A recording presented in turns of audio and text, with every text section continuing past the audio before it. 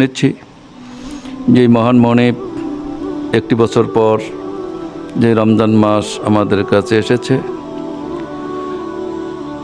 তো রমজান মাসের আরবিতে এটাকে সিয়াম বলা হয়। সিয়াম আরবি সম শব্দের অর্থ, শব্দের বহুবচন, সম শব্দের অর্থ বিরত থাকা।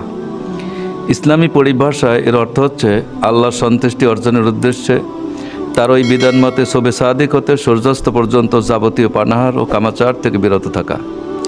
এ সম্পর্কে আল কোরআনে ঘোষণা করা হয়েছে, আর রমজান সিয়াম পালনকালে তোমরা পানাহার করো যতক্ষণ রাতের কালো রেখা হতে ভোরের সাদা রেখা স্পষ্টভাবে তোমাদের নিকট ফুটে না ওঠে।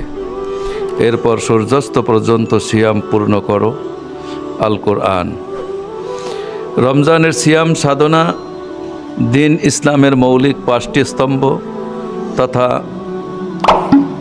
ফরজের অন্যতম একটি ফরজ।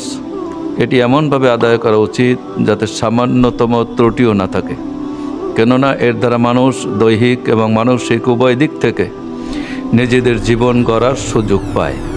সুতরাং সিয়াম পালনের নিয়ম পদ্ধতি সম্পর্কে সঠিক জ্ঞান অর্জন প্রত্যেক মুসলমানের অপরিহার্য কর্তব্য। সিয়াম বা রোজা ভঙ্গের কারণসমূহ। সিয়াম বা রোজা পালনকালে শরীয়ত সম্মত কারণ ব্যতীত ইচ্ছাকৃতভাবে পানাহার বা স্ত্রী সম্ভোগ করার দ্বারা রোজা ভঙ্গ হয়ে যায়, আর এতে কাজ ও কাফারা উভয়ই ওয়াজিব।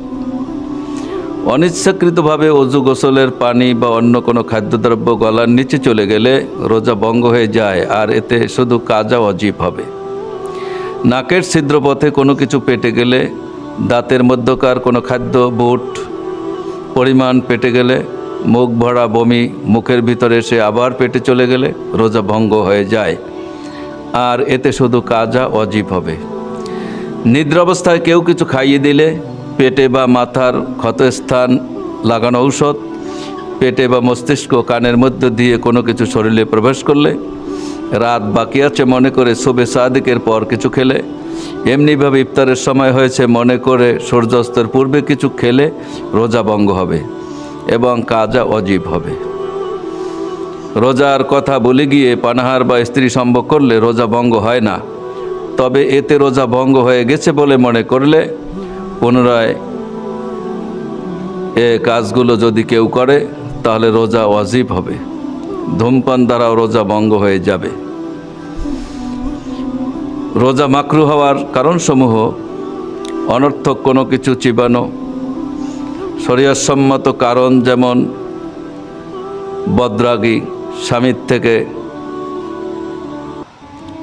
রক্ষা পাওয়ার জন্য তরকারিতে লবণ আছে কি না দেখা, ব্যতীত কোনো কিছুর স্বাদ গ্রহণ করা, গরম ও পিপাসা হালকা করার উদ্দেশ্যে ইচ্ছাকৃত বেশি বেশি পানি ব্যবহার করা, গীবত, মিথ্যা, অশ্লীল কথা, ঝগড়া বিবাদ ইত্যাদি লিপ্ত হওয়া, টুথ পাউডার, পেস্ট, কয়লা, মাজন দ্বারা দিনের বেলায় দাঁত পরিষ্কার করা, রোজা রেখে সুরমা, খুশবু, আতর, গোলাপ ইত্যাদি, আগর বা ধূপ নয় তেল ইত্যাদি ব্যবহার করা জায়েজ।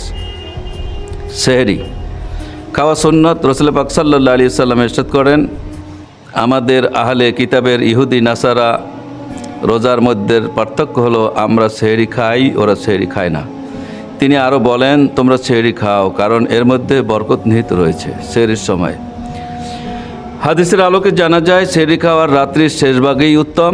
হযরত যায়েদ ইবনে সাবিত রাসূল পাক সাল্লাল্লাহু আলাইহি ওয়াসাল্লাম এর জামানার কথা বলতে গিয়ে বলেন, রাসূলুল্লাহ সাল্লাল্লাহু আলাইহি ওয়াসাল্লামের সঙ্গে সেহরি খেয়েছি, তারপর নামাজের ফজরে দাঁড়িয়েছি। জিজ্ঞাসা করা হলো, উভয়ের সেহরি ও নামাজের মধ্যে কতটুকুন ব্যবধান ছিল? হযরত যায়েদ রাদিয়াল্লাহু তাআলা আনহু বলেন, 50টি আয়াত তেলাওয়াত করতে যতটুকুন সময় লাগে ততটুকুন।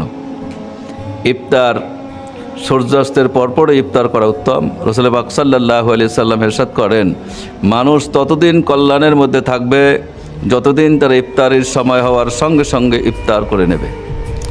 ইফতার করানোর ফজিলত। কোনো রোজাদার ইফতার করানোর সওয়াব রাসূল পাক সাল্লাল্লাহু আলাইহি ওয়াসাল্লাম ইরশাদ করেছেন, যে ব্যক্তি কোনো রোজাদারকে ইফতার করায় সে উক্ত রোজাদারের সমান সওয়াব পায়, অথচ উক্ত রোজাদারের ভাগ থেকে কিছুমাত্র কম হবে না। সেই ইফতারে পানি দিয়ে হতে পারে, এক গ্লাস দুধ দিয়ে হতে পারে, একটা খেজুর দিয়ে হতে পারে। ইফতারিটি হতে হবে হালাল জিনিস দিয়ে। হারাম জিনিস দিয়ে ইফতার করালে কোনো সওয়াব মিলবে না, সওয়াব তো মিলবেই না, বরঞ্চ আরও গুনাহগার হবে। রমজান মাসে সিয়াম সাধনার সঙ্গে সঙ্গে ইশার সালাতের পর 20 রাকাত তারাবির সালাত আদায় করা সুন্নাতে মুআক্কাদা।